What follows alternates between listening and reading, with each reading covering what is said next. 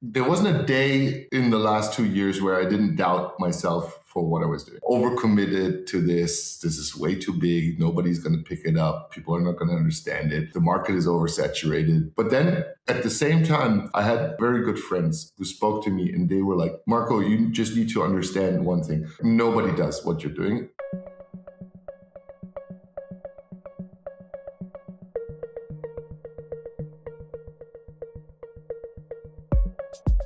Welcome back to Direct Edition, a podcast about nothing and everything. I'm your host, Dave, and today's guest is Marko Djurdjevic. I know I'm jumping right into it, but I was really excited to record with Marko.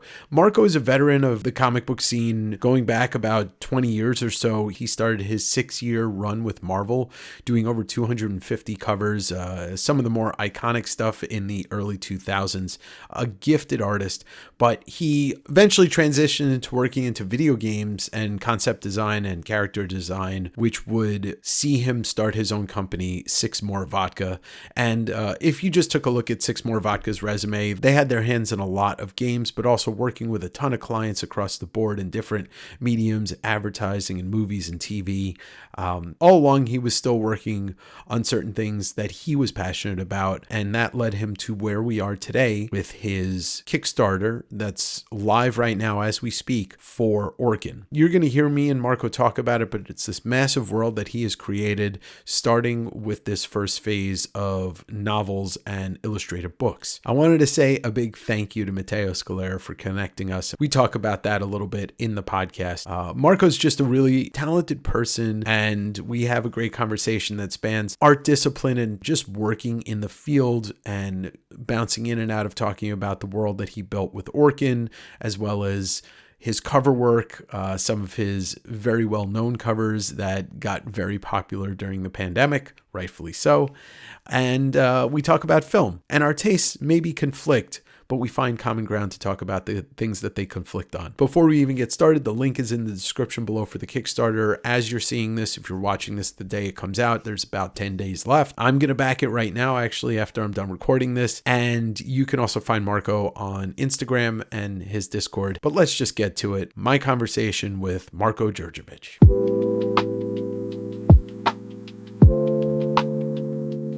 Welcome back, friends. Today I have a special guest all the way from the other side of the world, from Germany right now. You know him as a comic fan. He did over 250 covers for Marvel over 6 years or so, including some of the more iconic stuff in the early 2000s. Then he moved on to games and worked in Massive Black and worked on games like League of Legends and Arkham Origins, which, you know, an amazing Batman world.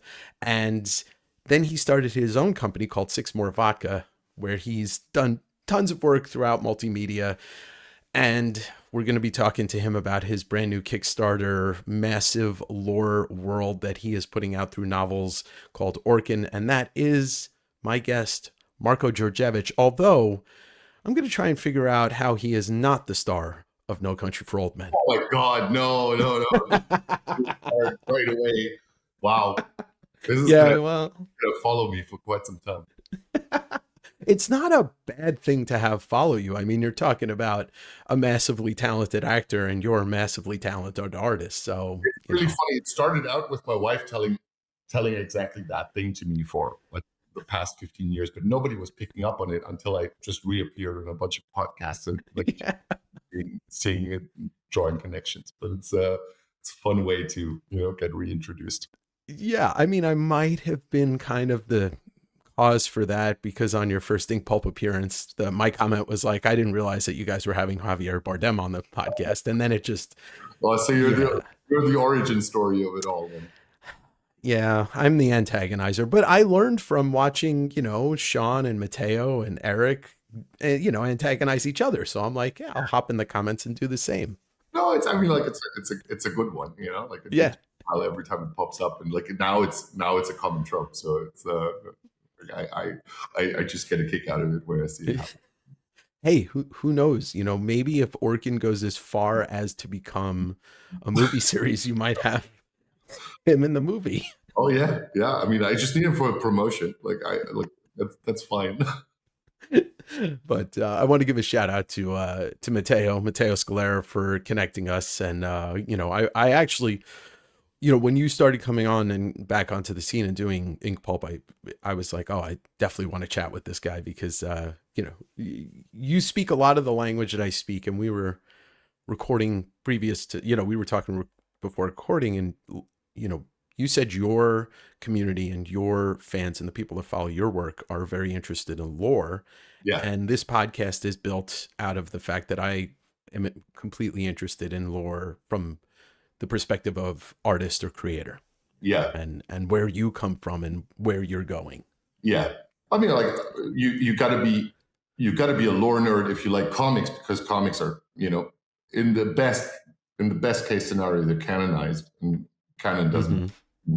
And like you have lots of material to fall back upon and reread and understand a character arc proper, especially if it's been running for a significant amount of time and there were no major reboots happening in between. Right. And it's even in independent creation, right? Like even in the independent comic book scene, like there's still room for lore. I mean, I think about something like like Sin City. Frank Miller, we never really dive into the backstory of too many of his characters, but I would take a 6-book miniseries on Marv just alone. Yeah, absolutely. I mean, like that's pretty much the reason why I started this whole adventure, because like I do like the idea of spinning ideas off of previous ones. Like if you have a universe, it's almost like a sandbox in which you can play and create milestones for yourself in which you can like continue storylines through the eyes of different characters or characters that you've introduced in a side plot, and bring them into the foreground. So it's a big play field for me as a creator.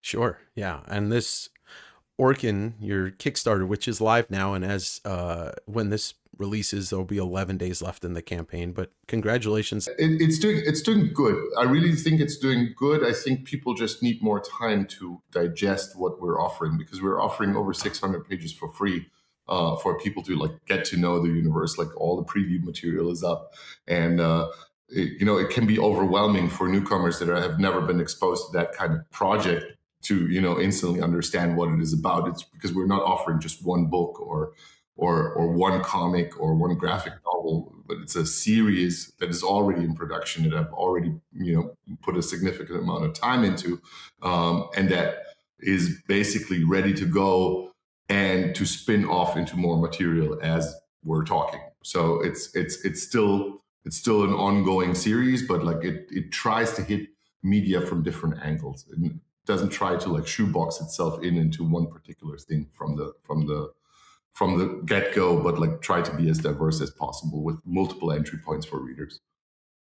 Yeah, like I was telling you before we started recording, this kind of thing is new to me, and it is, like you said, it is a bit confusing, but then once you kind of sink your teeth into reading about the world and the clans and the species and seeing the art, I mean, how many images just in the stuff that's been produced that will be published in the books, how many images have you generated already, done yourself? So there's about I'm over the 500 illustration count right now from the last 16 months alone. But there's multiple images that we haven't even showcased yet that are part of the other publications that are supposed to come out. So I don't even know. Like we have asset folders that are so full with stuff. We have an art book coming up. Hopefully it will be unlocked as one of the stretch goals, which collects the entire B-roll, which is over 800 pieces that we've taken out of the equation, that we've like set aside because it was dead end ideas or stuff that didn't get finished in time, that we collected in its own tome, which is like literally just an art book of outtakes. Like it doesn't even have, it's absolutely outrageous how much work that we've produced for that particular thing by now. And with the lion's share being on my back pretty much. Yeah. As you are the artist. Yes. Yeah. I do have a great artist join on my team, Miguel, who has been my second in command, who's like basically filling in gaps when I'm too overwhelmed, like trying to do juggle like multiple other tasks at the same time. And he's fantastic. Like I'm so happy to have him on board. And he's also like slowly turning into a production horse. Like he's first started interning with me a couple of years back, and then I hired him on to a few client gigs, which he performed really well in, but like he always gravitated more towards ORKEN, wanted to do that. And I brought him on board, and he's been like pretty much with me all the time on this particular project. Wow. Yeah, it's gorgeous. I mean, the book design itself. I remember when you had sent that package to Matteo and he had it on the back shelf behind him. And I'm like, I don't know what this is. It was before the interview even kicked in. I'm like, but I want that. Like it's so appealing looking, and it's part of your background design. I do want to take it back because I know you from your years working at Marvel, and your cover design. I mean, it was an interesting time in the early 2000s, or in that part of the 2000s, where Marvel was doing a little more of the painted covers. So it was you, and it was Gabriel Dell'Otto, and it was Paulo Rivera, and it was this fresh kind of way to present a cover. They weren't doing it that much. Going to your connecting covers, which is something I have up here, you were the king of that. I mean, it was, you did a whole bunch of them. Oh, I remember I was being like blasted with them all the time. Like they would just keep on dropping new ones onto my plate. Where does that design, like, where does that sense come from? Like you wanting to do this, maybe was the originals are like 30 by 10 or something like that. I don't know the exact size. I think it all started with the big fold out for Avengers, and that one was so successful that it ended up in like being like the main piece in the old Marvel office hallway when you step out of the elevator, and everybody at Marvel seemed to like it. They liked the turnaround time as well because it didn't take ages to produce. And then they just kept on throwing those at me, and like had me pumping for quite some time until I don't know. I think I finished like 8 or 9 of those in total. So it was quite the effort. But how did it come about? Like the multiple figure composition and montage was always something that I really liked, and it felt good to like take a spin on an entire cast of characters, like it was like that was the refreshing side of things, because I've always had like a soft spot for like the D-roll characters, like the complete ones, and if you can bring them in somehow, like that's always the funnest part. I've never gravitated towards like the main guys, because the main guys have already been done by so many other great artists. Like I can barely add anything new to it. But if you get like the underdogs, that's like really the fun. The fun stuff really starts happening there. That's when you can start being creative and think about like, hey, how can I adapt this character so it fits the cast and doesn't look like a complete, loser. But that helps. I think that's also another piece of your, design brain and marketing brain, is to highlight things that stick out on the shelf. And, you can roll by 7 Spider-Man books and not see Tombstone on the cover or Mr. Negative on the cover. And you can roll by your covers and see that and be like, oh, I don't know who that is. Or I remember that guy from 10 years ago. Holy shit, he's on the cover now. Thank you. I think the reason for that is that my original background is in graphic design. Like I studied 2 semesters of graphic design before I even became a graphic designer full time, and I did that prior to my career as an illustrator. Or actually, it wasn't like prior; it was like an in between time where I worked as a graphic designer because I couldn't get enough illustration work in. I just needed to feed myself. And I do think graphic design in general is like the unsung hero of art. Like way too few artists are actually considering it as part of their repertoire when they're drawing and painting. They want to deliver a beautiful piece of art, but then all the packaging is an afterthought.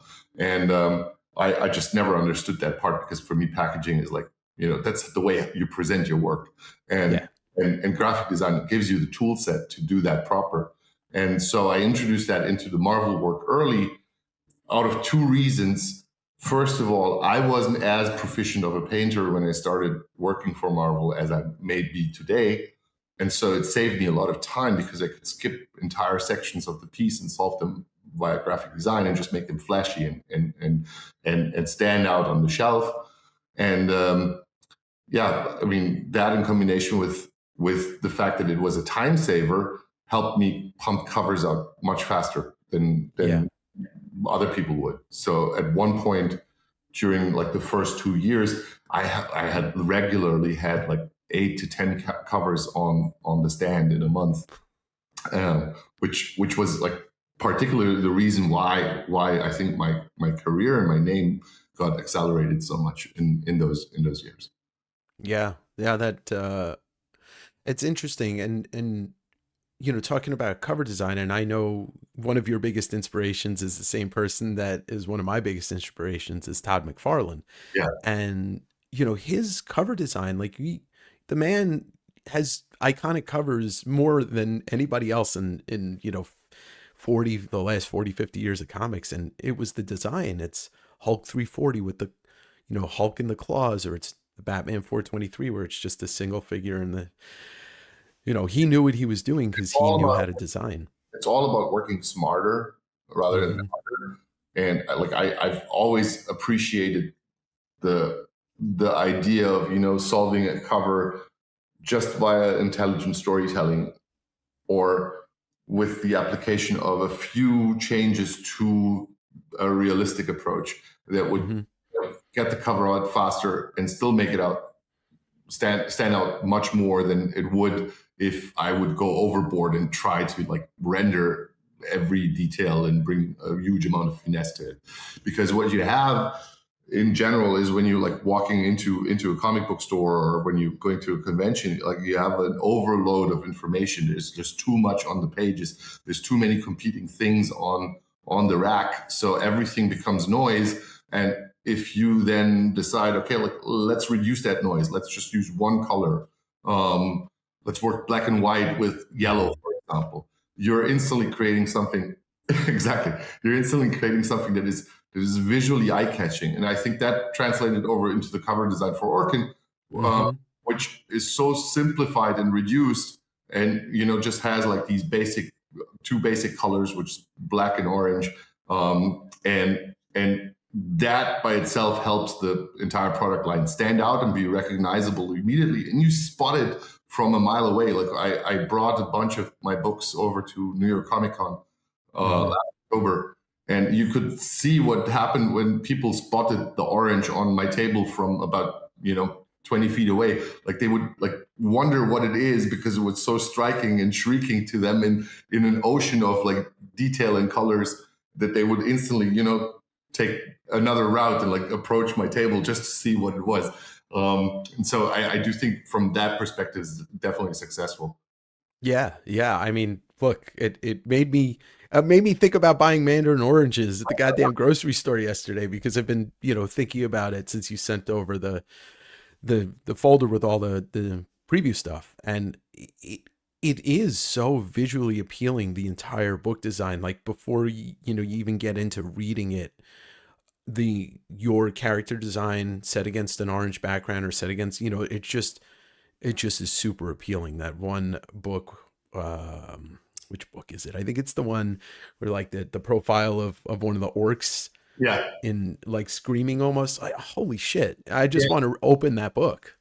That's Memories of the Car. That's a fully illustrated novel. That one is in its final iteration is about 300 pages long, full with illustrations and writing, but it's a complete novel. And what we've seen over the last 16 months while we were testing this with a live audience was that some people just naturally gravitate towards novels and like to read something that doesn't feel like it needs to involve them immediately from a visual standpoint, but other people need that additional hook, like they need that illustration kick to have interest to like spend time with the page and actually read.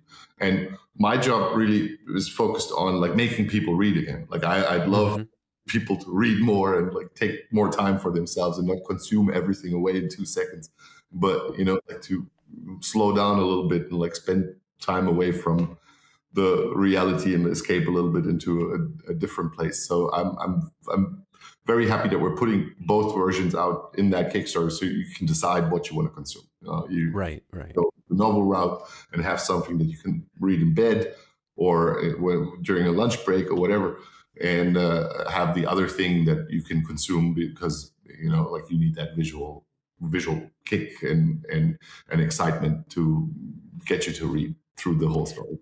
Yeah. And I'm one of those people. I need a little bit of everything. I need the superhero comic to give me that 15 minutes of just that, and I need I need something deeper like a Fantagraphics book to make me ponder what I'm reading. Just like I need great, amazing movies like A No Country for Old Men, but I also want to enjoy the MCU stuff because I want to shut my brain off for 2 hours in a different way. Yeah, I mean, makes sense. Everybody decides how they want to consume. What I want to just do is give everybody an opportunity to consume the universe in whatever type of iteration we're putting it out. So that's why the playground of products is so diverse at the moment. Yeah, and you even, I know you said it's not a video game, but you did drop a preview, a demo game on Steam. Was it like a week or so ago? We launched it with the Kickstarter together, like in tandem. So it's free to play. It's basically a first introduction into the world. It's a free demo. It's based off of a prototype that we built last year that is the basis for a potential video game that we can build if the IP becomes successful. But for now, it's just basically like a half an hour introduction into the world. Sets you up with the characters, allows you to interact with them. Experience the intro into the world through the video game as a medium, ends on a cliffhanger, and then that cliffhanger can lead you back into the books and make you read if you want, if that's your spiel. And it feels like it's the one thing is that because you're the main designer, you're the god of this world. It all feels like it seamlessly works, and like you. Look, I watched the game demo and then obviously looked at the books, and the art on the game, the game looks like what some of the art looks like. So you don't feel like you don't feel like there's any rough road. It's very smooth getting into any of it. Oh, a lot of that happened because my decision to make ORKEN look the way it looks came very early, because I wanted to develop a style that can be seamlessly translated into 3D or into 2D animation. So I wanted to make sure that every product that we're putting forward kind of has the same visual consistency, so you're not being taken out. Like I think from a consumer standpoint, the worst thing that I've seen happen over the years is like you grow accustomed to a franchise, and then the franchise changes hands, and then all of a sudden the art changes or this art style changes, and like you're being taken out. Like you're looking forward to something that you want to consume, but all of a sudden there is like this dramatic shift in how something is being presented, and it instantly kills your connection to it. Like, for example, like I've been a massive Civilization fan for as long as I remember, and for me, Civilization 5 as a game is like one of my most favorite games in the world. And I've played Civilization 5. I think I must have collected 3,500 hours on Steam on it over the past 11, 12 years. But then Civilization 6 hit and changed the art style completely. And I was like, so much that I just could not get into it. Like was such a drastic shift from what I had grown accustomed to this new version that I just never picked it up. I could never find any joy playing.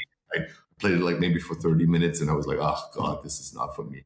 And so it's weird. And I'm trying to approach ORKEN in the same manner. So like creating something that feels visually consistent across each of the different verticals of media that we're putting forward. And that requires really good art direction. And I think we've managed to do that with the video game, because Stepco, the art director of the video game, he instantly understood how to translate my visuals into 3D. He built a shader for it, and, basically tried to like capture that visual from the illustrations to be translated over into 3D. I'm thinking about what you just said about civilization, and obviously, if we're talking about comic books, like that style change happens obviously way so often, but there are some times where it is abrupt and it's good, but most times, like you're right, it's not good. I mean, I think about, and you'll relate to this, I think about McFarlane to Larson to Bagley on Amazing Spider-Man, and some people have a problem with the McFarlane to Larson. I'm like, no, this makes sense to me. And then to Bagley is kind of brought it back to where John Romita is, almost like a house style, but a Funny very that you mention it, because like I followed McFarlane and the Larson run, and I thought that was a peak Spider-Man, and then I just lost interest when Bagley came on board. I not to bash Bagley by no. means, but like it just was not the Spider-Man that I liked. It was not the Venom that I liked. It was not Mary Jane that I liked. And I was a kid back then. Like I just went by my guts. Like I was like 13 years old that was reading their books. For me, like the only thing that mattered was that there would be some continuity to the artistic vision, and that once I saw that they moved over to Image, I wanted to buy Image comics instead. Like I lost all my interest in Marvel comics and just wanted Image comics. So there is a, if you are a fan of something, there is a need for that initial spark to be kept alive over a long period of time. And you realize that you're opting in for certain authors, or you're opting in for certain artists because they speak to you in a certain way. And then once they disappear, the franchise doesn't have the same type of impact anymore. And it's very normal to then lose interest and gravitate towards something new. Sure. And certain things, and I think this is more in I'm a huge music nerd, but I think it's more in that way where a band can change, but it's got to be in a mature way where like you're growing with them. And I think about, I think one of the templates for great artists in the last 100 years is Radiohead's career. They start off as like, hey, we're a grunge band. Just kidding. We're going to become like the biggest art rock band in the world. Yeah. And we grew with them. I've never been a fan of Radiohead, but like I do understand what you say. I also think artists need to develop themselves anyway. They need to start new things at some point in time. Otherwise, they, if they just repeat what has worked in the beginning, all of that runs stale over time. So, for example, when Metallica cut their hair in 1990 and released the album, I think that was the best possible thing that it could have done, because doing another Justice for All, like nobody needed Wouldn't it. have worked. And like I do think that this is a testament to the quality of the artist if the artist can reinvent themselves within the confines of what they are known for and continue the story in their own way, in the same way as McFarlane or Spawn is the natural consequence of Spider-Man. Yes. Like I do think that is very essential.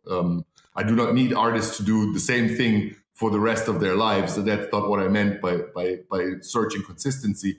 I just meant like the affection towards a property is kind of tied to the artist that you're growing accustomed to. And if especially in an art-driven business like comic books, you kind of need to have that consistency on the writing side and on the art side to feel invested into a story. And then if there's a really harsh, rough break in between a run, then most of the time that's when people are like, oh, I just wanted it to continue the way it started, not the way it's running. I think that's why a singular creator, or at least somebody overseeing it, Todd didn't write all of it consistently for the 370 issues like Larson has with Savage Dragon. Yeah. But if you take any creator and their creator-owned property, if it's them involved the whole time, you can weather the storm of maybe you didn't like one thing, but then 4 years later you like the next thing. Yeah. And I think that's important. Absolutely. Like I do think everything that's serialized needs to have some type of canon to it. And the only person that can really uphold the canon is the person that invented the thing. It's very hard to like pass that mantle along to anybody, because how will they know what you had in mind when you started out? Like there is a requirement for a strong and almost authoritarian editorial to be behind a property for the property to not fall apart over time. Mm-hmm. And I mean, you've seen it over your career, and we're almost the same age. We're 9 months apart. But you've seen it where, like, something gets taken over by a corporate entity or whatever it is, and it just doesn't, it's not the thing that it used to be. Oh, absolutely. Yeah. And it's mostly, like it's the reason why they're taking it on is pure nostalgia math. They're running the numbers on how much can we squeeze out of people by serving them the same dinner over and over and over until they figure out that they've been fooled. So like this is really what it comes down to. They're not taking it on because they want to like create something groundbreaking. They're taking it on because it's a safe bet to make a lot of money. And the audience, unfortunately, consistently falls for that nostalgia trap. And that's one of the things that, us independents are trying to battle with tooth and nail. And it's really hard. I have to say, like, I think the hardest part is not creating all of this stuff. The hardest part is convincing people to believe in it enough that they will give it a chance, even though they're not familiar with it. And, not having that initial nostalgia hook that normally brings you into something new. But having to experience something from the ground up and like relive the same type of excitement that they might have had when they were first exposed to comic books or when they were first exposed to like animation or whatever.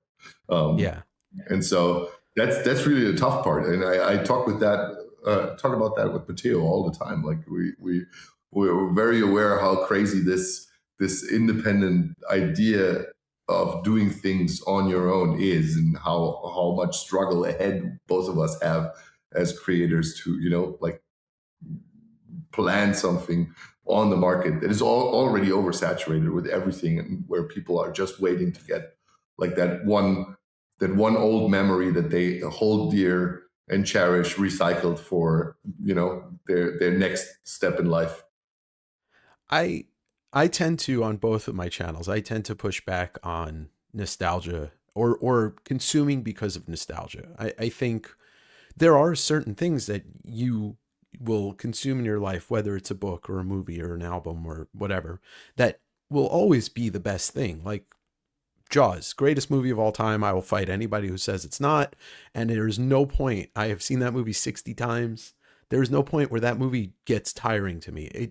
It's a masterclass. Lord of the Rings is a masterclass of how to produce something that looks and feels like you are somewhere else in someone else's mind, the book or, Peter Jackson's movies.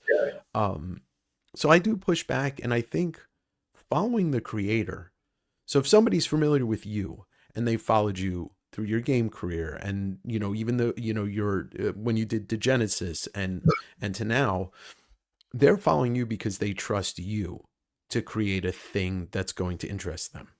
Absolutely. Yeah. And the majority of our consistent and persistent customer base is people that have followed for over 10 years at this point. Like I've recognized so many of our shop customers amongst the backers. It's actually fascinating, like that people opt in no matter what I do. And this is like absolute testament to their commitment to what I'm doing. So I'm very proud of that. But a lot of my fans, they also get to know me over time because I interact a lot with them, and they know how driven I am and how much I fight for quality, because that's the number one driving force in being motivated to do something like this is the quality that you want to achieve and how big you're thinking in terms of project scope, because it's not like a finite thing of like I'll do 6 issues of my series and see where it goes. This is a fully plotted out universe that has another 3 years of publications planned out, that I'm trying to put out step by step and get people involved and grow it to make it like a real, real unique and authentic experience for everybody that opts in. Mm-hmm. And, when it comes to launching something like this, and like, I know you've put almost 2 years, like maybe more than 2 years of work into it, just writing it and drawing it and building it. But when you get ready to launch this, like you've been doing this for 30 years, but how much pressure are you feeling the pressure? Like, is there a voice in the back of your head that's telling you like, if this doesn't work, I'm going to be crushed? Or are you like, I'm so proud of this, like this will work. People will love this. This is a really good question. So there wasn't a day in the last 2 years where I didn't doubt myself for what I was doing, and where I didn't think to myself, man, you're completely insane. This is not going to work out. Like there wasn't a single day where I didn't wake up with like a weird black cloud hovering over me, and I go, fuck. I'm overcommitted to this. This is way too big. Nobody's going to pick it up. People are not going to understand it. The market is oversaturated. Times are rough. People don't have money. I went through all the art, but then at the same time, I had a handful of very good friends who spoke to me, and they were like, "Dude, Marko, you just need to understand one thing. Like nobody does what you're doing, and that's your legacy. And whatever comes out of it, like just look at it as a legacy. Once it's over, like you've cemented yourself as a world builder for the rest of time, because this is an absolute, like tour de force. And what I've been pumping out here is just so ridiculous. And I needed to prove that to myself. And so it's been like really this push and pull between like, hey, I'm either going to do this right in the way I've imagined it, and talking to myself all day and cursing myself to hell for overcommitting so hard. And so, this is where we are at the moment. Like I don't know how else to describe it. No, that's a great way to describe it. I mean, look, I'm not an artist, right? But I do create and put stuff out, and I wonder if anybody gives a shit. It's not even that is it going to be successful, or is it going to bring somebody's day to a better place? And is this conversation going to inspire somebody to maybe pick up a pen, start writing 14 books later, whatever it is. And, at the end of the day, though, I think that means I care. Being inspirational is better than being educational, in my opinion. Like I don't like teaching people. I like to be an example for people, for them to do things on their own. Like I don't like when they come to me and they're like, "Oh, explain how this works." I don't want to explain it to you. Just look at what I do and do the same thing. And if you do the same thing, chances are that they will be successful. So like if I can get you out of your slump and get you over that first obstacle of, being self-motivated without an outside source constantly tapping you on the back and empowering you, then maybe, my inspiration has helped you in accomplishing whatever you are set out to accomplish. Right. And I think the work has that value in and of itself, that when you look at it and you see, hey, this is what one man can do with minimal budget and just being committed to it, why shouldn't I be doing the same thing? Why shouldn't I try to accomplish something that is greater than what I can do in that particular day? And even speaking about inspiration, like the way that you got, I guess, let's say, poached by Marvel, was that you just put a bunch of redesigns of the X-Men, like your interpretation of what you wanted the X-Men to look like, on the internet. Was it on Tumblr or DeviantArt? I don't know where it was. Conceptart.org. It was like an old forum. Yeah. And they just came to you. And that was the beginning of your comics career, right? I actually happened in Nick Klein's kitchen. Like, you must be familiar with Nick Klein. Yeah, right? Yeah, of course. I was visiting Nick Klein. Nick Klein was not working at Marvel back then. But he always dreamed of being a comic artist. I remember that very clearly. He wanted to break into comics because he was already working on comics. And I was visiting him. I was sleeping over at his place, and we hung out, I think, for a week or so. And like after a couple of nights of drinking, we were all hungover, and I was like sitting in the kitchen. I like tried to entertain myself, and I just started drawing. And I drew those X-Men characters almost like a challenge with him. Like I think we joked around that it would be so cool if we would like redesign the X-Men universe, blah blah blah. And then I posted it, and it got like the post went viral. It ended up in front of Joe Quesada's face. He loved it, and he put his talent management, Chris Allo, on my heels to track me down and see if I wanted to work. And I was so confused when that email came. I thought it's spam. Like I literally, I thought somebody's trying to scam me or something. Like, Yeah. I was like, why would Marvel, like, never in 1,000 years would they reach out? And then after a few phone calls, I like kind of bought into the story that it's actually true and that this is a real offer. And then I did like the test covers, and the rest is history. Wow. Yeah. I mean, that's an inspiration in itself. Now, obviously, we're in, fast forwarding to where we are now, where that's a little bit harder to stand out, but it's just a testament to keep on trying things and doing whatever your brain says to do in an artistic way or whatever creative way. You might as well run with it. Yeah. I mean, nobody's going to do the work for you anyway. The only way to ever succeed at something is to do it yourself. You can't wait for somebody else to like open the door for you. It's not going to happen. You just have to be internally consistent with yourself and with your dreams, and just push forward for them, whatever they may be at that very moment in time. I never had the aspiration to become a Marvel artist at that moment in time when I drew the characters. It wasn't like my dream that somebody at Marvel would pick it up. And maybe that's why universal karma came around, because you're like zero expectations. Chances are that, like things happen in a positive manner and you'll be surprised. And the other thing that came out of it is it allowed me to, like follow my art and go back to Europe and marry my wife and have a stable job, which was really the number one reason why I wanted that gig then when it was offered, because it allowed me to like build a career while I was also, building a family at the same time. Mm-hmm. Back when you were, in doing the covers, what was your process? Like I'm assuming, and I don't know, but I've seen your pencil work before, which is absolutely fucking gorgeous. Were you scanning that and digitally painting, or do you paint? Is that something that you used to do, like actual, paint? You mean physical paint? Yeah, physical paint. Yeah. I used to way back in the day, but like I abandoned all physical paint when Photoshop came around. It's just far less messy, and Photoshop allows you so many iterations. You can do so many things quickly with it. But like for the entirety of my time with Marvel, I kept drawing. At least my favorite cover gigs, I would draw on paper. Sometimes it's just like a layout sketch that I would scan in and blow up.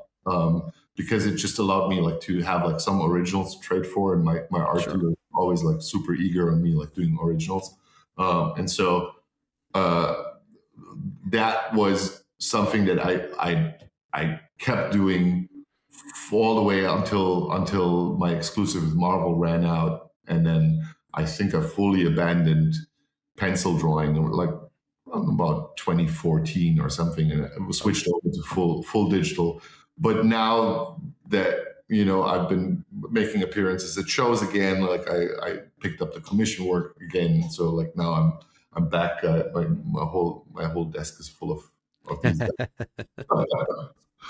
Does it feel good to kind of get back to that? I mean, I know. No, it doesn't feel well, because like over the last 15 years, I've gotten used to my setup so much, and I work about like almost 6 feet away from the monitor. I'm like this far away. Oh shit! When I work, and then my image size is relatively small, so like I really thumbnail my proportions in it. It helps me stay really on target with my perspective and everything.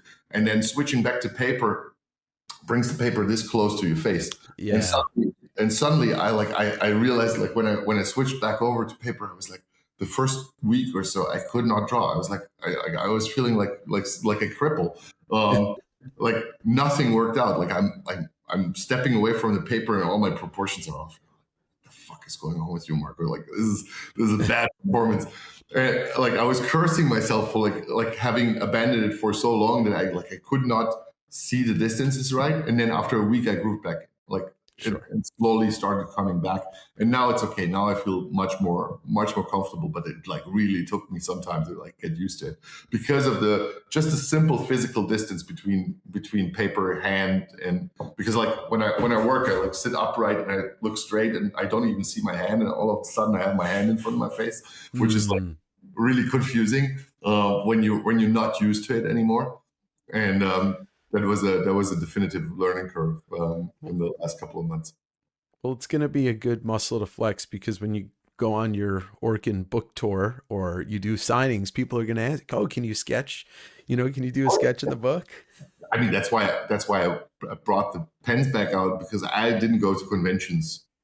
Wow, I mean, like I think the last time I was at a convention was in 2011, and then I think I went to another New York Comic Con in 2014, but just as a guest, not even having a table, right?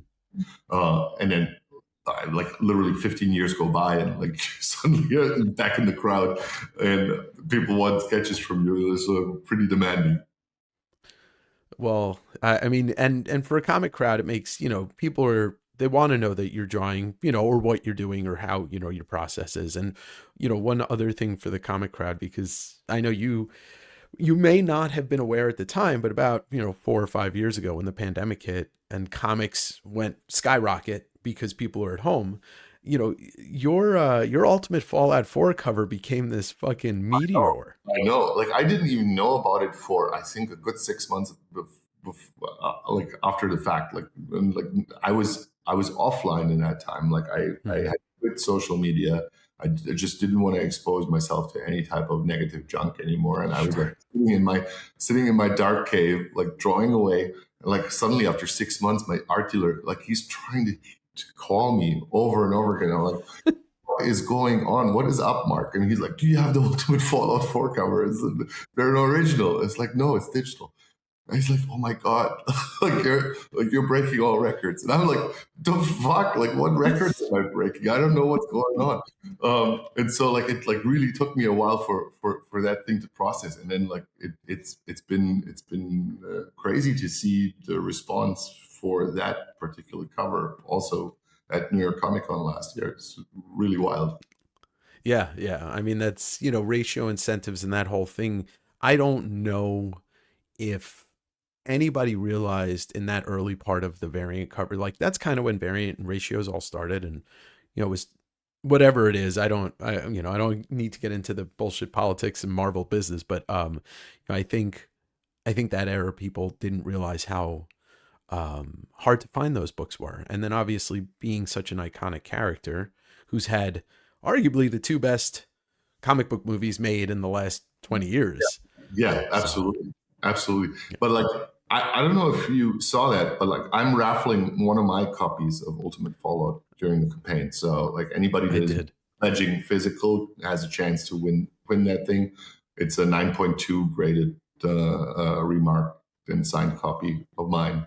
Because I was one of the lucky guys that had like 3 copies left over. They were all in good conditions though. So like I was rather happy about that.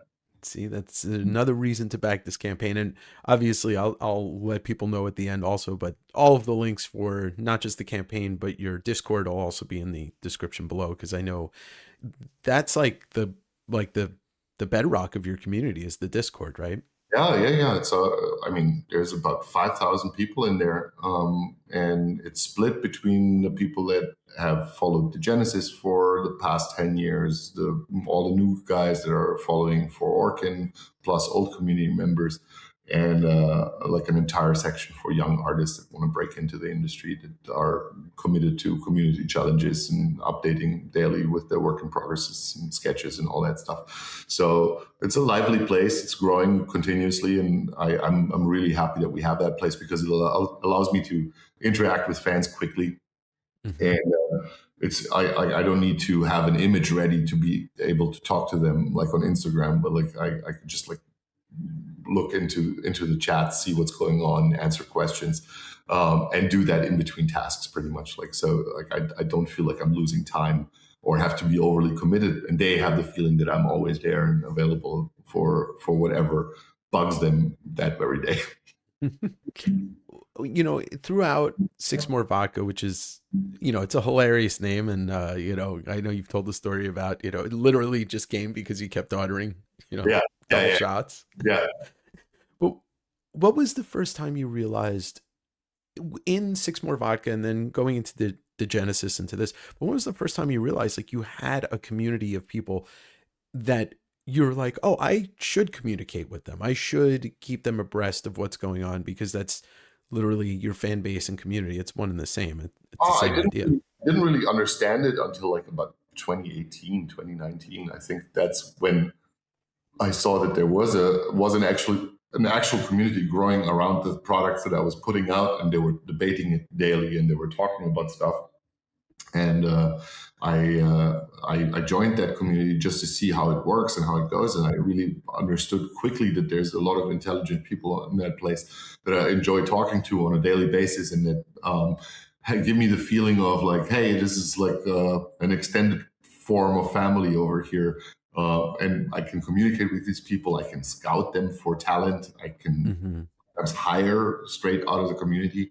So Liam, my editor, who has been with me for the past 7 years, he's one of the OG community members that I met in the very first Genesis community, and I hired him straight out of the community, and he's been like my senior editor at this point for the better part of all of our recent productions. So it's a good place to meet people that you would not otherwise meet, just based off of how artists usually connect, because artists connect with other artists. And what are you going to do with more artists? You're already an artist yourself. You don't need necessarily 5 more of them.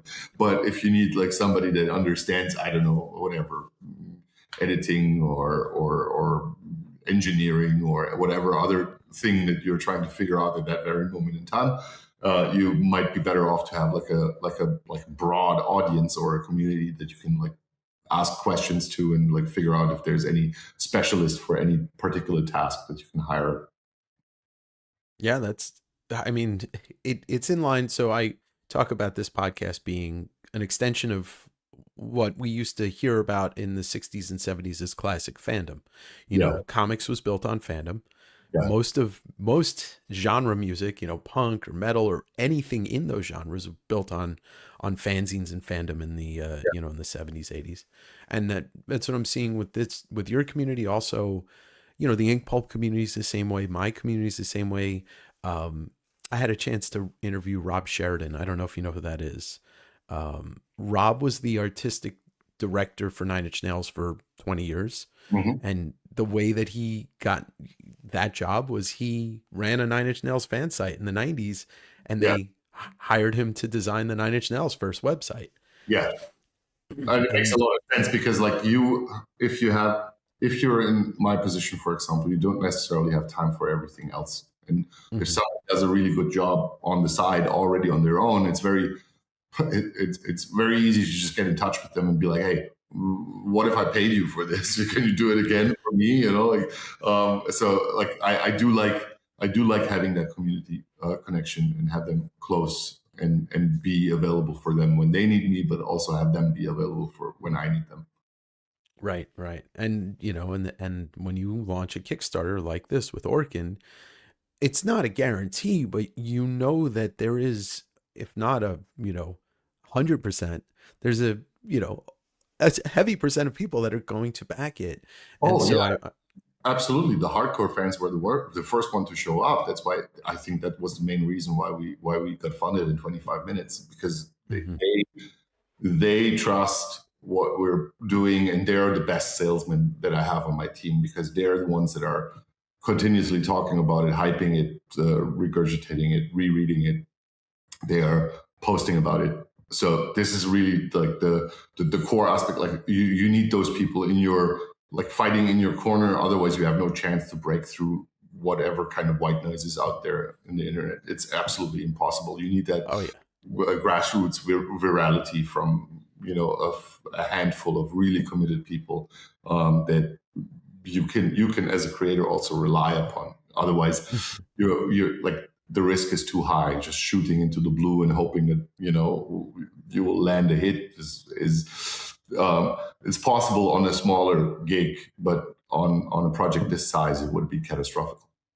Yeah, and in 2026, where we are right now, like, there are so many people with billions of dollars that can wipe away any other thing that they deem as noise to their corporate product. Yeah, absolutely. I mean, like, I cannot compete with marketing budgets that are being flung around for whatever project is coming along. And I have to say, like, I was also really disappointed with some of our initial outreach to a bunch of influencers to see if anybody would like to help an independent production, get its feet on the ground. But like all the pricing that they would send us was pretty much outrageous. You're like, wow, like I can hire 3 guys off of the money that you're asking for one video. Like, are you crazy? I don't have that cash lying around to splurge and burn. So the majority of the marketing was just me doing my Instagram and going to a bunch of podcasts and ringing up everybody that I had in my network and making sure that our core audience knows what's going on and is excited about it. And that's pretty much all you can do as an independent guy. If you don't have 6 figures or 7 figures lying around to like add to additional output. Yeah, and I get it. This is what I do.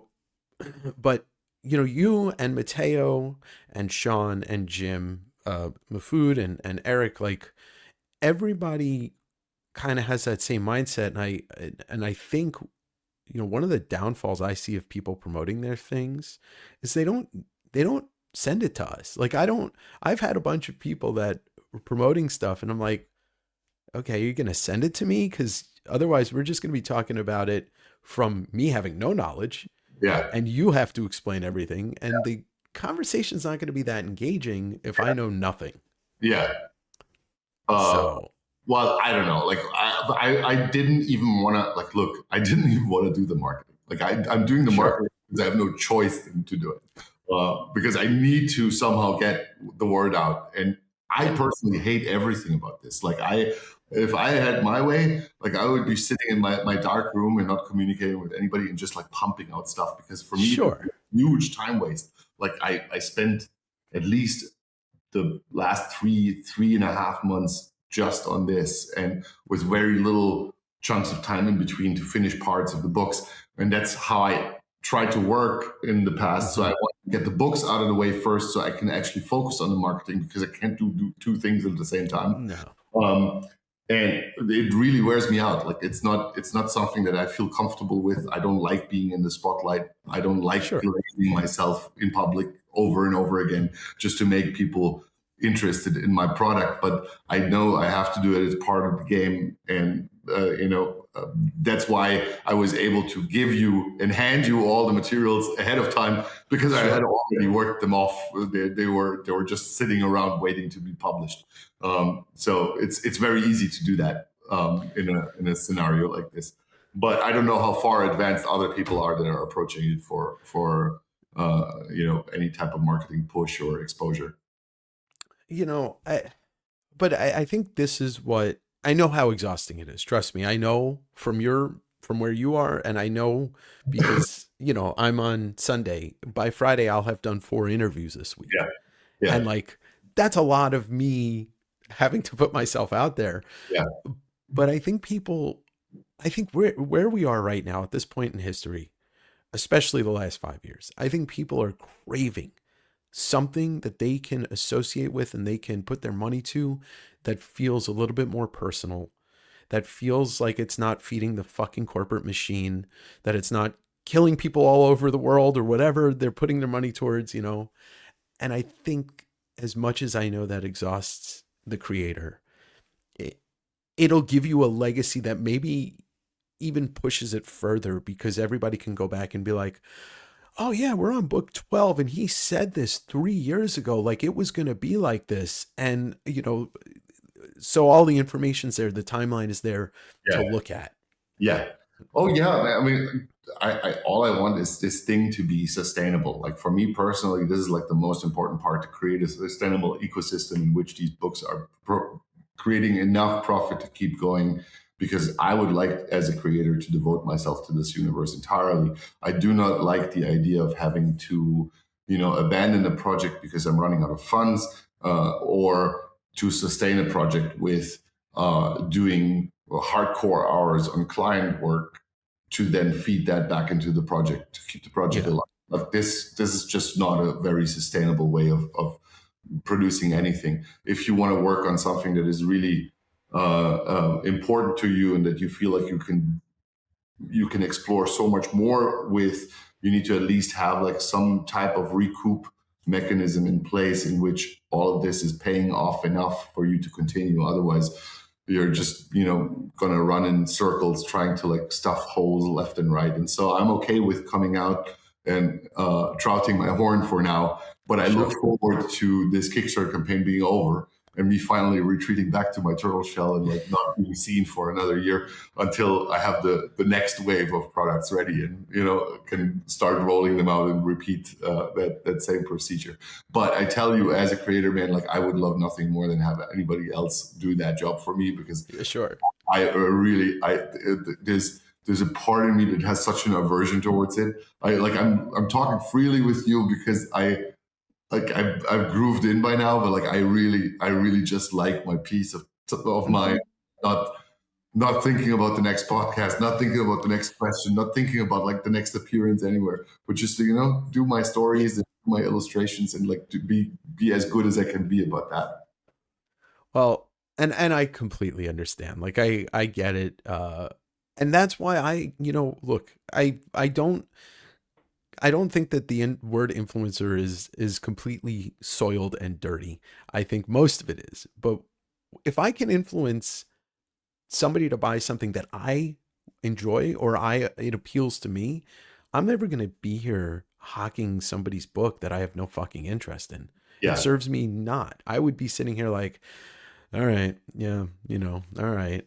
But I'm engaged in your work. I've known who you are for a while. I didn't know what you look like. I didn't know what you sounded like because you were in your whole creating. Yeah. But you've made a lot of things that I've enjoyed that I didn't even know you worked on. And I think doing it organically and making it make sense for people and not trying to shout it to an audience that has no desire, like comic book people, fantasy people, game people, RPG people, like all of them, some of this will appeal to them. There's some portion of this.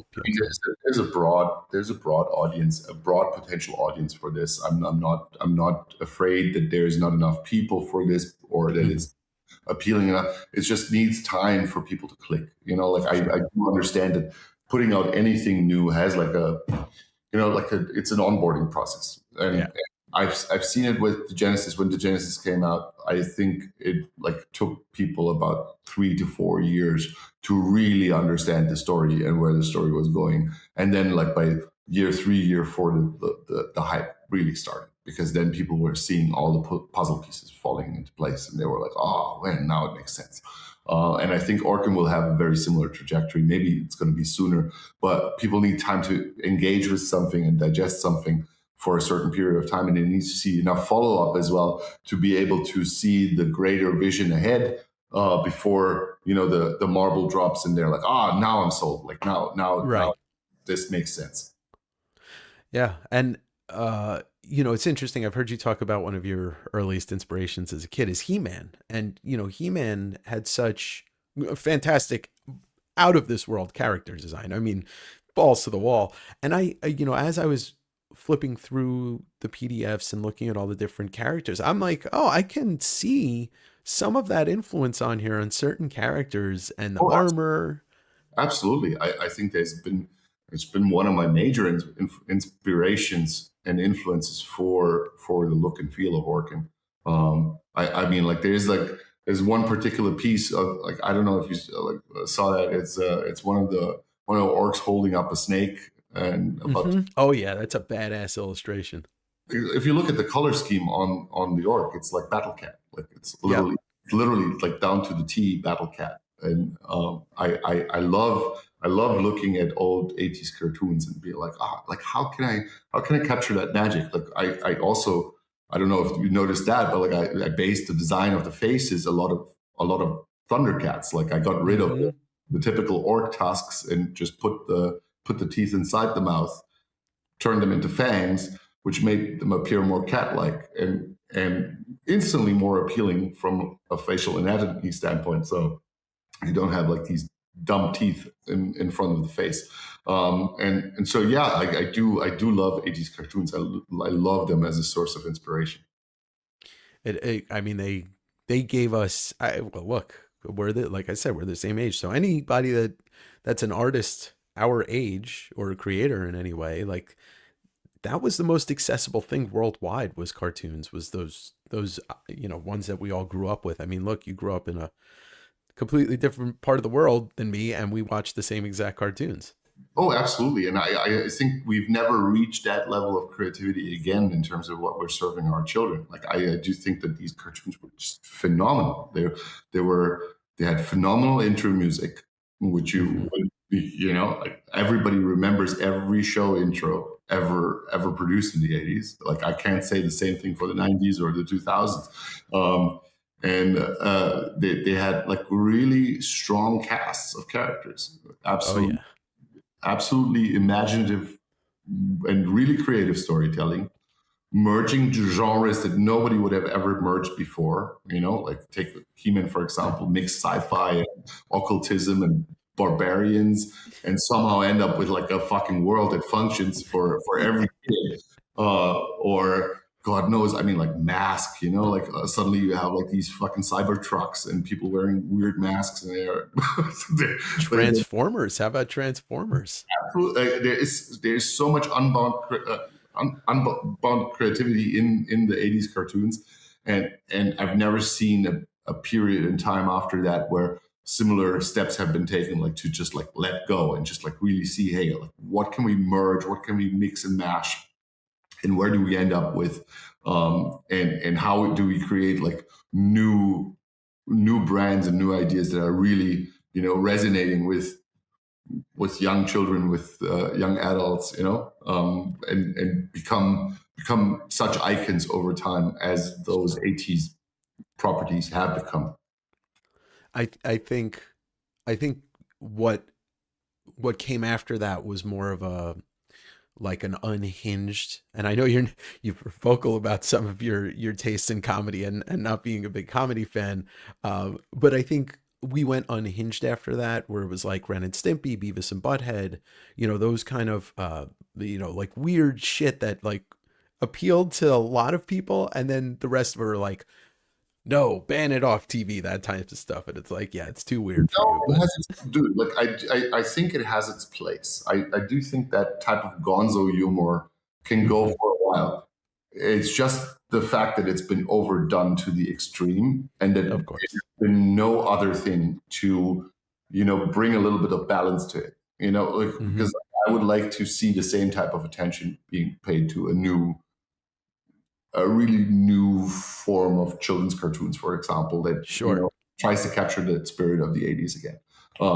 And I wouldn't see anything wrong with it. Like I think the values in the He-Man stories, they were really great human values. Like He-Man was like every time after the show, when he would give you the speech on what's right and what's wrong. Like those were really incredible little lectures for kids to pick up on. Also. Yeah. And so like, I'm not opposed to the gonzo. I'm just saying it's too much of gonzo everywhere. And nobody's doing the other stuff anymore. So that really feels sad. Well, I think we could use a little bit of both in the world today, because, we need some more humor, and we definitely need some more that's just like, I mean, even He-Man, like you were saying, it took years for a lot of people to figure out, like he was such an interesting, like he was a very effeminate man, and then he became He-Man. It was like, and it was this lesson that kids probably didn't even know. And, his sister was a badass, and, I've always loved He-Man. We'll get right back to the interview. I just want to let you know I have another YouTube channel, West Coast Avengers. It's most likely how you found this podcast. But if you haven't, go over there and subscribe. You can find the link in the description below. I have a Patreon, $5 a month. Help you support this channel as well as West Coast Avengers. Gets you 3 bonus videos a month. Plus, every 2 months, there's a great exclusive sale on stuff for the Patreon. Also, you can help this video by hitting the like button and dropping a comment down below once you're done watching the interview. So why don't we get back to it? But yeah, I do miss that creativity. The 80s was a very creative space for TV and movies. We got a lot of stuff out of there, which dawned from, the 70s really being the petri dish for all that. Mm-hmm. Yeah. And then the 90s, I think the 90s was more creative in a way of music. So we got some of the best music that we ever had as a people. I mean, at least in my taste, Seattle, which I'm only 30 miles from, greatest music scene in American history, in my opinion. My music taste is so all over the place, and I listen to everything. And even you wouldn't be able to tell what I'm into if you just looked at my playlist, because my playlist is the most random thing on planet Earth. So I can't, I don't have a specific style when it comes to music at all, as much as I have it for, visuals and storytelling. I'm far more pedantic and specific when it comes to, movies and shows and properties than I am when it comes to music. Music, I literally listen to all kinds of crap. Sure. And there's no red thread. And anybody that has seen me, put the playlists on thinks I'm completely bonkers. I have no taste whatsoever, but maybe that's the case. Yeah. But I've got an interesting, in a way, I wanted to ask you about something specific musically as a universe because of ORKEN. Gorillaz, is one of these things that came along 30 years ago. Jamie Hewlett designed it. Damon Albarn's the musician behind it. But something like that we were speaking about earlier is like a vision that's grown and matured and changed, but has never lost its core. Yeah. Is that anything that you ever were into, Gorillaz, at all? I've never been into Gorillaz. I know a lot of my artist friends are. A lot of them, for obvious reasons, because they have been attracted to the art. But I've just never gotten into them. They're nowhere on my playlist. I don't have a single Gorillaz song. Well, they just released a new album, and in tandem with that, an 8-minute animated short, which is all looks, it's traditional looking. It's gorgeous. I know, YouTube and Instagram keep spamming me, thinking that I'm the main target audience. So I've seen it. I've seen that it happens, but I have not been able to, follow up on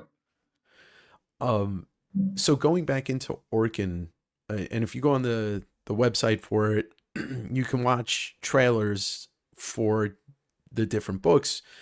The music in that, was that stuff that you specifically had made for the trailers, or is that something that was just rights-free music type stuff? So the video game has properly composed music. Anna was the composer on that, and she's a friend of the studio that did the development. So they hired her on early to write the music for the game, and then for all the book previews, we had to go the classic route, go to Artlist and pay the licensing fee and pick what music you like, and then put it into the trailer. Those are more on the low effort, marketing side, where you cannot overcommit and you just need to wrap something up, quick, make it presentable, and put it in front of people and see how they resonate with it. But if we were to, let's say, overperform on this campaign, then what I could see in the future is definitely something like an original soundtrack that we hire musicians for, and that work then together with us to create something that is a soundscape for that universe.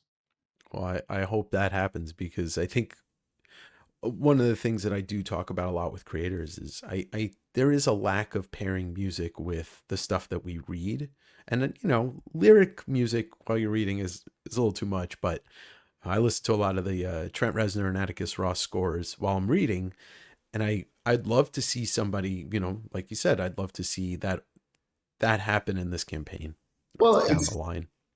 I mean, starting a transmedia universe, you have to think broadly. Like you have to think about like any type of entry into the universe and like connect all the different all the different exploitations that you can have for a universe into a greater whole, and somehow lead people into that universe through different types of experiences. And music is one of them.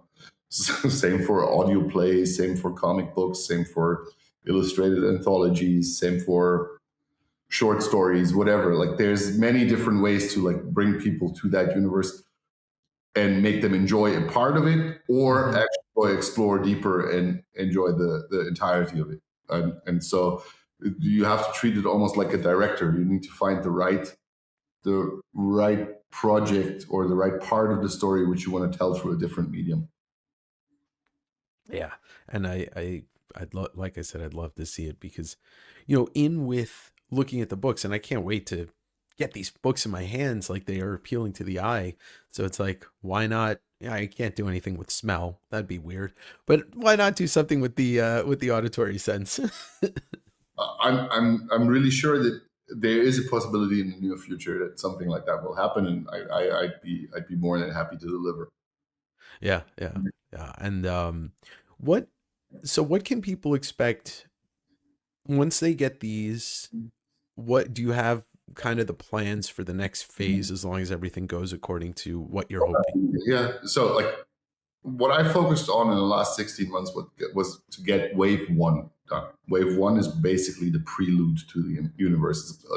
The entire setup that you need to be able to enjoy everything that follows. And I think I mentioned this earlier when we talked first. Like the idea behind it is to set up a setting in which people have familiarized themselves with the characters and with the narration and with where the story is going, so that you can have spin-offs and new things coming and growing out of that without having to waste time on additional exposition while introducing new characters. So I gave you the example that once you're familiar with Star Wars, you don't need to reintroduce the Sith anymore. Right. Like everybody knows what they are, and like the concept of the Force is already established. So you can run a completely new story within the Star Wars universe based off of the architecture of the story that you've already consumed prior to that. And ORKEN pretty much goes the same way.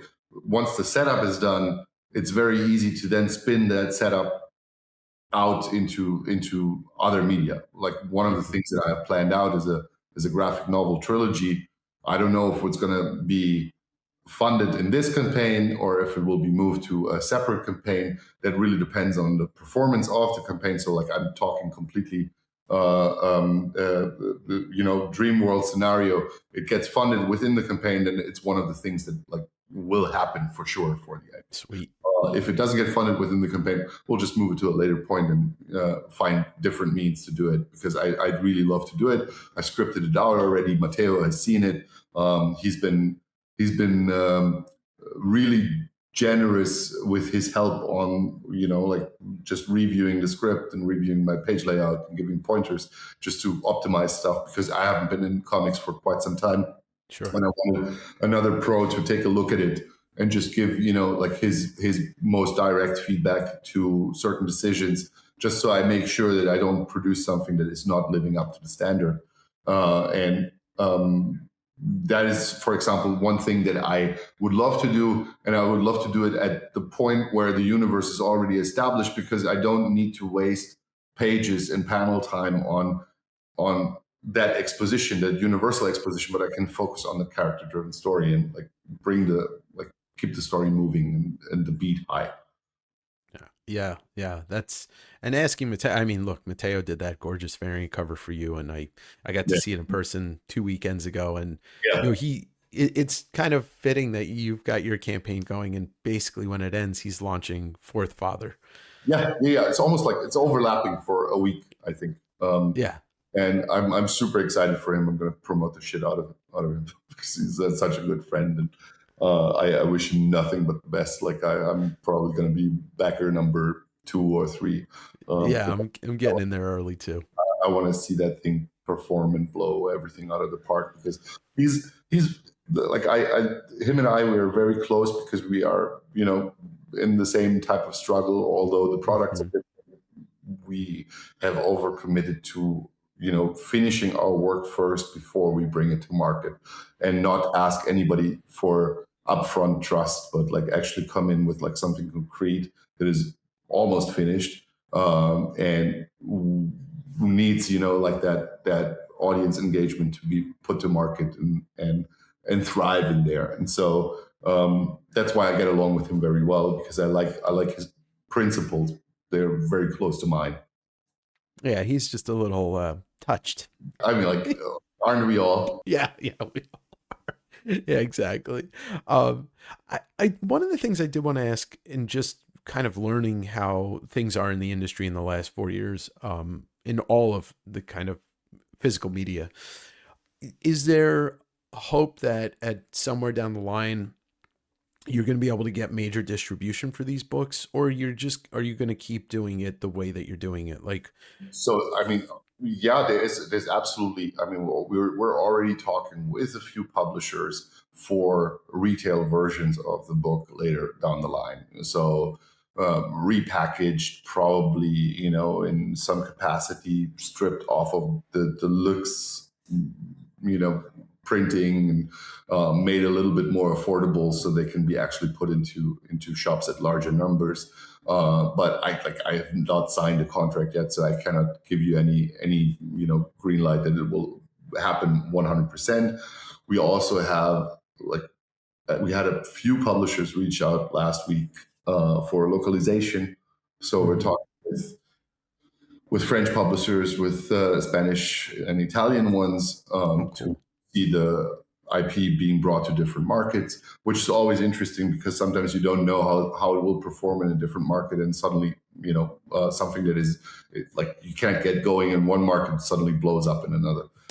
We Yes. had this with the Genesis, for example, where suddenly the French market blew up Hmm. and became our strongest fan base. And now with ORKEN, we're seeing this is the first time it's happening. We're seeing the majority of the backers coming from the US. So it's over 50% right now that are US based, which is very, very exciting for me, because I always wanted to break into the US market. I've never been able to do that with the Genesis before, but like we're seeing a lot of resonance from the American backers, which gives me a lot of hope for the IP on the American market. Well, I can only imagine that people.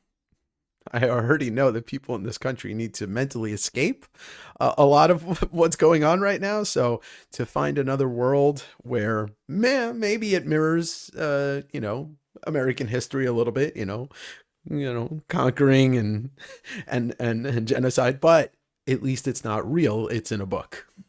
It is. I mean, yeah, but just to be clear, like this is the what is very important for me to say is that this is the narrative bait that I'm giving to the reader, for them to be able to instantly understand the most important concepts of the story. But the story has more to offer than that. So it's Yeah, I very know. it's your first introduction into it, and once you understand that, like you're more inclined to buy into something like this. And so I have to use this as the hook for newcomers to get exposed to that IP properly. But in the long run, there's a lot more to discover to that world and that story. Well, sure, and what it needs to be, I think it needs to be overstated, is that you're looking at this story from the two narratives, from the two perspectives, and that hasn't been done. I don't even can't even think of anything in comics that's really done that, or in novels. I'm not as well versed in everything. I just Um, know it. I just know it from Flags of Our Fathers and Letters and of yeah, G1. That is like the only real reference that I have for a 2 point perspective narrative, where you have like one ongoing story, but like you have like two different sides of the coin, basically living through the same thing. yeah, And you're taking the time to shine light on both, because you want to you want to treat both sides respectfully. You don't want to create like a moral binary where only one protagonist has a voice and the other one is always the villain. And that's why the project is so ambitious, because you constantly have to shift gears. Right. But I do think it's incredibly rewarding for the reader, because they get to experience it from two different vantage points, which is really, really something that I don't know any other storytelling thing coming out in the last couple of years, at least, that has tried to do something that's just massive. No, nothing I can think of. Except one thing maybe, and it's Last of Us 2. That was the only thing that like really shifted you get to play as Ellie, and then all of a sudden you shift and that's right. yeah. I mean, I would have not compared it, because like it's like two very character driven stories, Yes. But it is a narrative shift, of course. Yes. But I mean, when something like that happens, and I just thought of another one that goes way far back. That's Symphony of the Night, Castlevania Symphony of the Night, where like you finish the game and then it flips the castle. It doesn't flip the narrative, but it does this thing where you completely change what you thought this game was. I'm not familiar with that one at all. It was the first Castlevania game for PlayStation in America. Yeah. Okay. But I think it's an interesting way to approach something. And I do want to ask, I know you've been asked this probably in every interview. And I know, is there a certain book of this first wave that might be the good place to start in the universe? Oh, absolutely. Yeah. You should read the field reports. So field reports. Reports of Edom is like, that's the universe's primer. It is freely available in the campaign. Like, you can download the whole trade paperback for free and check it out. And we made it free because we think it's the best possible introduction to the universe. It literally came back with flying colors out of every reviewer that has actually engaged with it. And I think this is a really good one, because it introduces the universe through the human invader. But they're also unfamiliar with the world that they're conquering. So you're basically going in blind together with the protagonists, and you learn as the protagonists learn. And so it's a very easy introduction into the universe, which it's not overburdening you with like a lot of naming conventions that you're unfamiliar with or anything, but you just get to experience it firsthand as they're coming into this land. And that is why I think it works really strong as an introduction. If you get through those 150 pages, you can read those in 3 hours, and you feel like, wow, this gave me a good kick, then the rest of the stuff is definitely your jam. Like, then my job is done. If you don't like it, sorry, I can't do it for everybody, and I will never try. And if it's just not your type of universe, or not the type of storytelling that you enjoy, like I don't want to force people to like try and get into something that they're just not into. But I do think it's worth to give it those 3 hours, especially it's for free. You don't need to spend a single cent on it.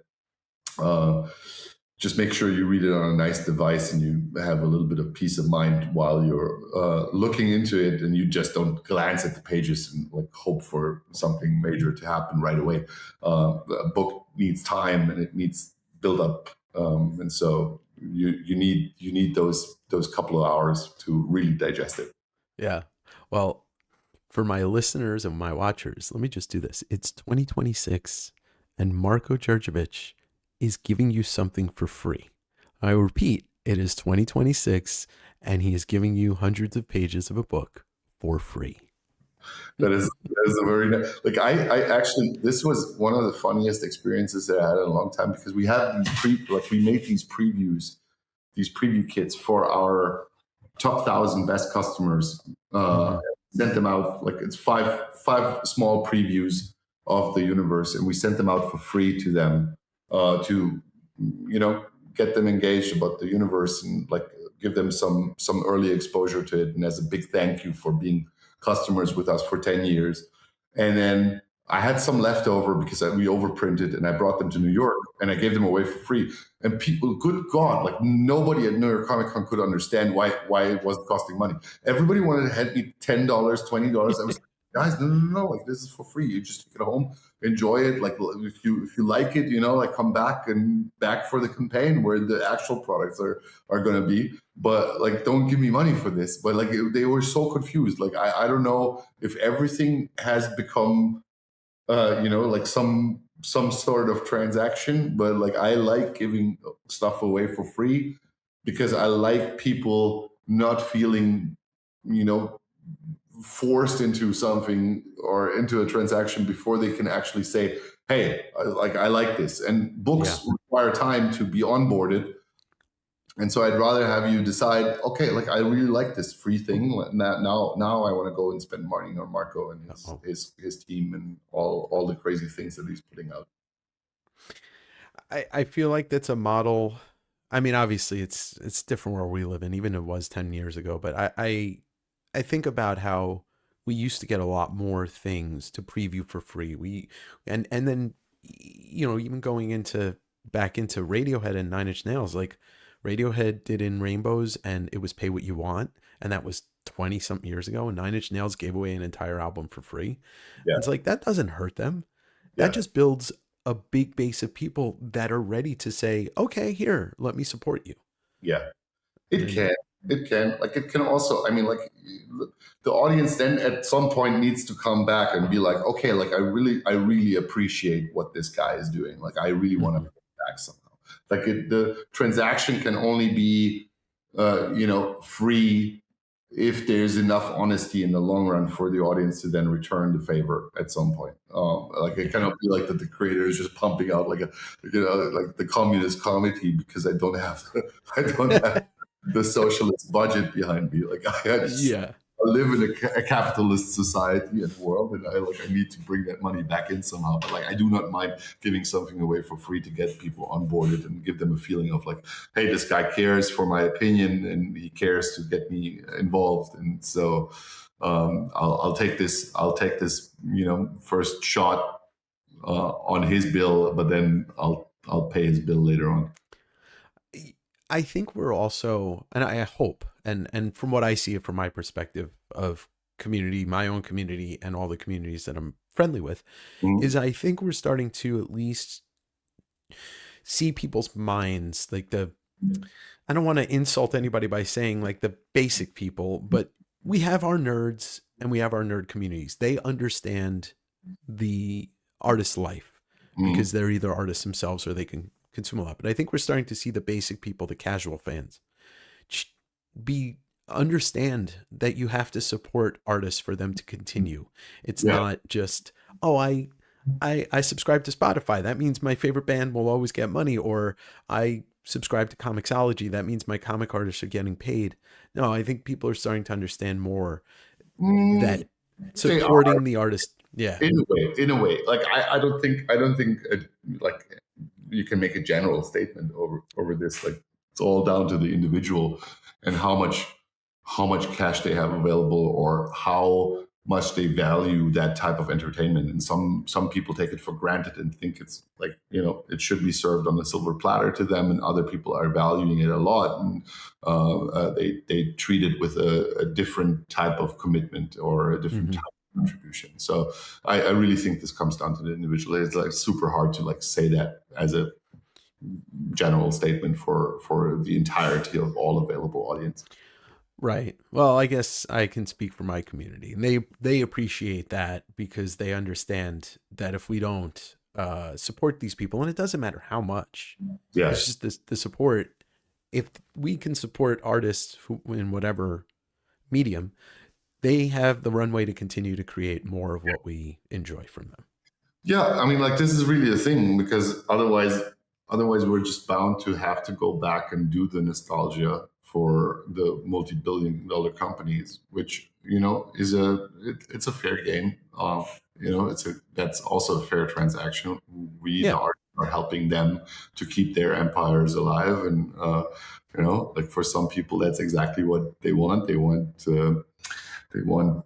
endless regurgitation of things that they're familiar with, and if that's what the audience wants, that's what the audience wants. Like the audience is king at the end.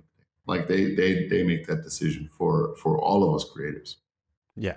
Yeah. Well, I try to at least engage and cultivate an audience of people that are more into the whole thing and more into that. I mean, look, I love Star Wars. I fucking love Marvel. I love Batman. I think I've heard you talk about it, and I think Andor is the one thing that stands out on Star Wars because they did the thing that we all wanted. Yeah. What caused all this? What's behind all of this entire world? And unfortunately, it ended up mirroring everything that's gone on in the last 2 years in this world. Yeah. I haven't watched the show. Like, I'm sorry. I think I heard that Andor is outstanding, but I have not watched it. Like, I personally have never been a Star Wars fan. I grew up, I watched David Lynch's Dune 3 years before I watched Star Wars, and it like had such a deep impact on me. And I love that old 80s Dune version more than I even love Villeneuve's take on Dune. And so I'm a real Dune fan at heart and will always be. So Star Wars never affected me. I never got into it the same way other people got into it because it was not my first science fiction that I saw. My first science fiction was a complete bonkers version of, straight out of Lynch's head, and super dark, weird soundtrack, weird people doing absolutely weird things that I could not process with my 11-year-old brain. And that kind of spoiled Star Wars for me. I could never get into it afterwards. For me, like, if you see Dune first and then 3 years pass and then you get exposed to Star Wars looks like child's play compared to I just couldn't get into it. Which is funny because, Lucas asked him to direct Return of the Jedi. Like, they had a famous meeting where he brought him out to Skywalker Ranch, Lynch, and David Lynch is like, I don't know what the fuck any of this is. Lynch is interesting. I did not know that. Like, for me, the Lynch version is like is an absolute milestone. It has been on my favorite top 10 list of all movies for as long as I remember. You know what's interesting for me with my relationship to Lynch?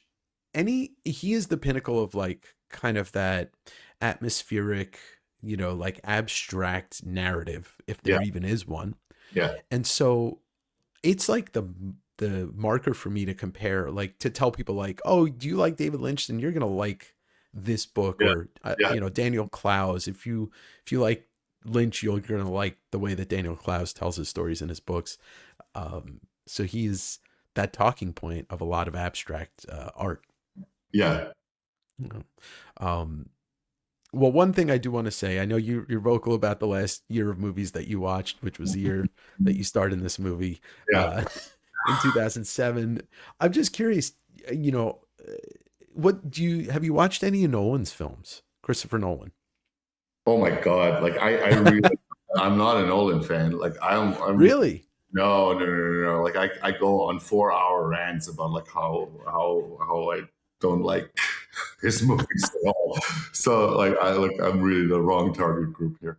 Oh, I was just curious like that. Cause when you had said the last, like that year of movies with There Will Be Blood and Assassination of Jesse James and then No Country. And I was thinking, I'm like, oh, Nolan had already made 3 or 4 movies at that, 5 or 6 movies at that point. And I was just curious on that.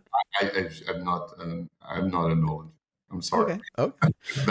I mean, he's obviously successful. There's a reason people gravitate towards his movies, but it's not he's not dragged me into a single film that I actually enjoy. Like I don't even like The Dark Knight.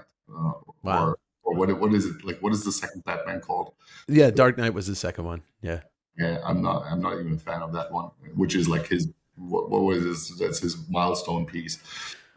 So yeah, call me a pretentious bitch. I don't care. That's the thumbnail. Pretentious bitch and his new Kickstarter.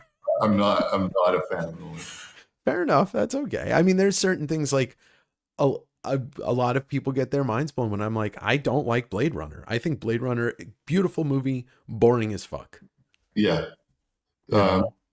Yeah, I mean, like, I really, I said that on previous podcasts. Like, I do think that we've lost a little bit of our storytelling magic, and that 2008 year, when these three great,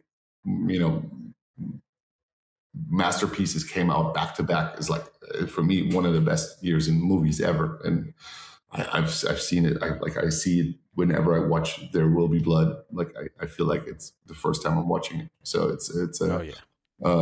it's a movie that just doesn't grow old on you. Like, every shot is perfection. Every silent moment is absolutely glorious. Like, watch the movie for 45 minutes and there's nothing going on.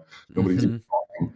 But like, it's such a raw experience, and the same goes for the other two, the Assassination of Jesse James by Robert Ford, and No Country for Old Men, like, absolute masterpiece. Like, I do think that these three stand on their own, and they need to be treated like almost differently from what is otherwise like consumer media.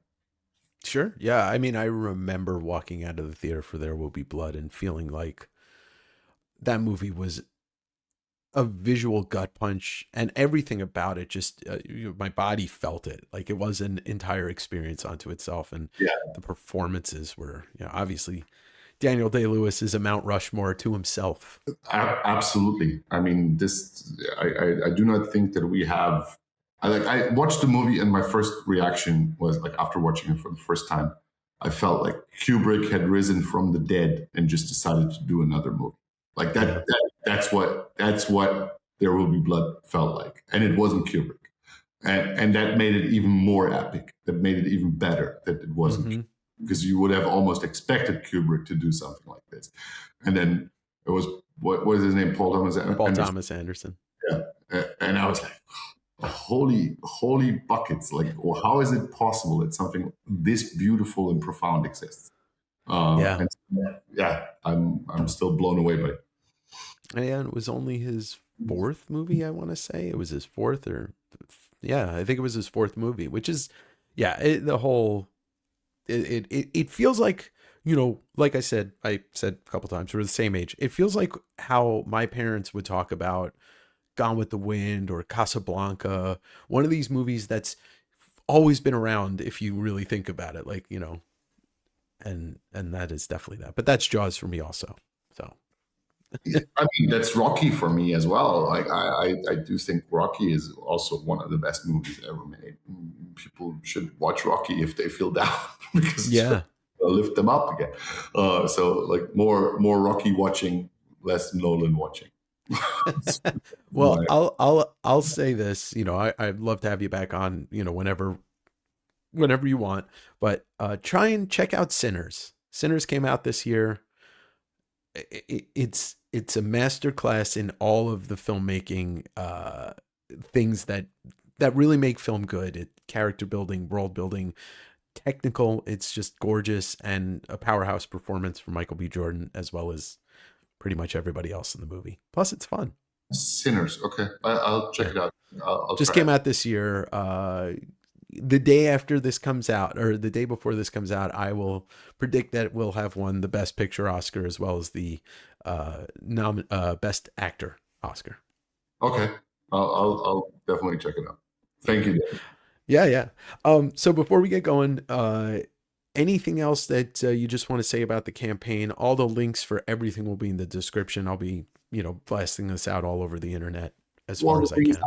I really don't have anything else to say, but like a pure wish that people engage with the materials that are for free for longer than the usual 10 seconds, because I do understand that everybody's on a timer, and if they don't get something instantly, then it's hard for them to get into it. But give it 10 minutes of your time. Like, read the first couple of pages, see if you like it. And I guarantee you it won't feel like an investment, because you didn't pay anything for it. And then if you want to go the next step and, dig deeper, read the full book. But at least try to be, like, give it honest amount of time and give it some attention rather than, like trying to skim it and grasp it all in like 5 seconds or so. It's not gonna do you a favor. It's not gonna jump at you just by flipping through it. Like you need a little bit of time with it. And if you like it, then come back and back for the campaign. Help us make this bigger. Help us keep it consistent and keep it going. Yeah, that's wise words. And I spent 45 minutes with the material or more, and I'll just say this once again: it'll make you want to eat the book too. So, all right, Marko, thank you so much for your time.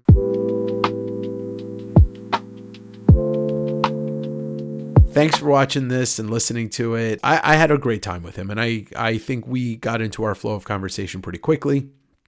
I'm sure I'll have Marko back on in the future, and I wish him a very successful campaign. Like I said, the link for the Kickstarter is in the description below, and it is live. I mean, come on. Those orange books, don't you want them on your shelf? Don't you want to hold them? Don't you want to eat them? That's not what books are for. As for me, if you are still listening to this, and I really hope you are, you could do me a favor by dropping a comment down below on YouTube or hitting the like button and subscribing. Or if you were listening to this on Apple, Spotify, or any of the streaming platforms, you could give it a review and subscribe. Any engagement from you, my listener, helps grow this podcast so that I can get more guests on and people say, hey, I want to talk to that guy. And then Steven Spielberg calls me up and he's like, hey, let's make another Jaws movie. And I'm like, Steven, I only went to film school for 1 year. Anyway, I also have a podcast. Nope. I also have a Patreon. $5 a month gets you bonus videos from this channel and West Coast Avengers, plus some exclusive stuff for sale, as I do a exclusive drop every 2 months on the Patreon, and it helps support the channel. Once again, I hope you do back this Kickstarter. I really enjoyed reading the preview materials that Marko sent me, and I want to own these physical books. Other than that, I'll see you next week. Not other than that. Thank you for listening. Thank you for being here. I'll see you next week on Direct Edition.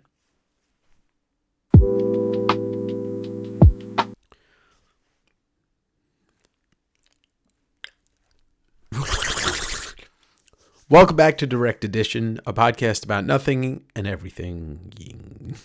Let me just start that over. Welcome back to Direct Edition. Welcome back to Direct Edition, a podcast about nothing and everything. I'm going to keep the camera rolling. Come on, wake up. Stop being a fucking idiot.